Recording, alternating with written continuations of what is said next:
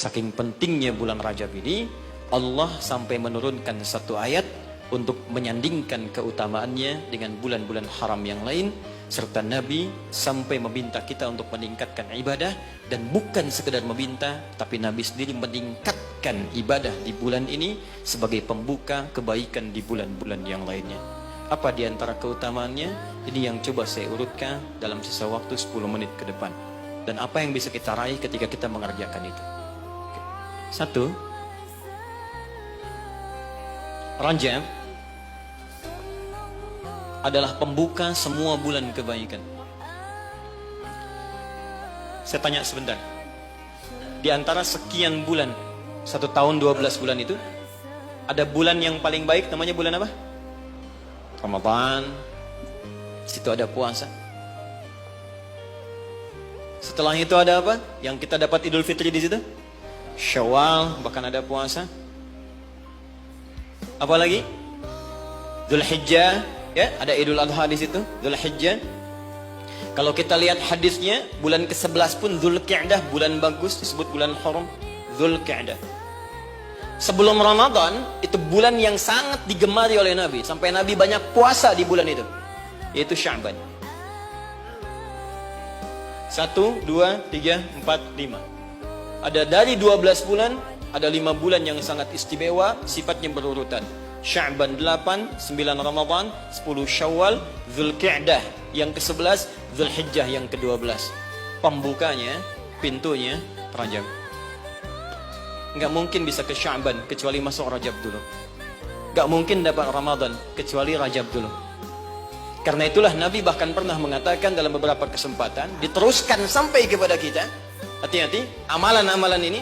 Bahkan ada ulama yang mengatakan, kalaupun kita nggak dapat Ramadan, minimal Rajabnya dapat. Karena itu pintunya.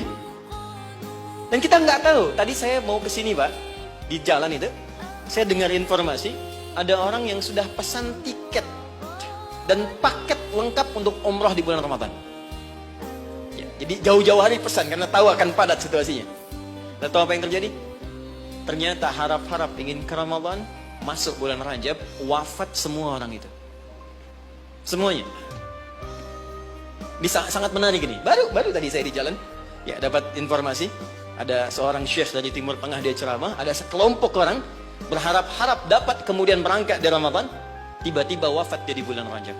Sampai ulama ini mengatakan, kalau tak dapat Ramadannya, karena kita nggak tahu kapan pulang, minimal Rajabnya. Maka apa yang kita lakukan di bulan Rajab ini seperti Nabi pernah contohkan kepada kita. Maka mulai dengan kalimat yang pertama, turun Quran surah 9 ayat ke-36. Saking pentingnya bulan ini, ada ulama mengatakan karena bulannya penting dan istimewa, maka setiap muslim mesti mengetahui keistimewaannya. Saya khawatir begitu bulan ini berhenti, kita kehilangan keistimewaannya. Maka keutamaan yang pertama ada di Quran surah ke-9 ayat ke-36. Saya agak cepat. Inna iddatasy syuhuri 'indallahi 12 syahran fi kitabillah. Kata Allah, jumlah bilangan bulan setahun ada 12. Yauma khalaqas samawati wal ard. Sejak diciptakan langit dan bumi, aku telah tetapkan setahun 12 bulan. Minha arba'atun hurum. Dari 12 itu ada 4 yang spesial, disebut bulan hurum. Ingat teman-teman, ada haram, ada muharram, ada al-muharram, ada muhrim, ada mahram, ada hurum. Itu beda. Haram, hukum, larangan mengerjakan sesuatu. Apa hukumnya mabuk? Haram.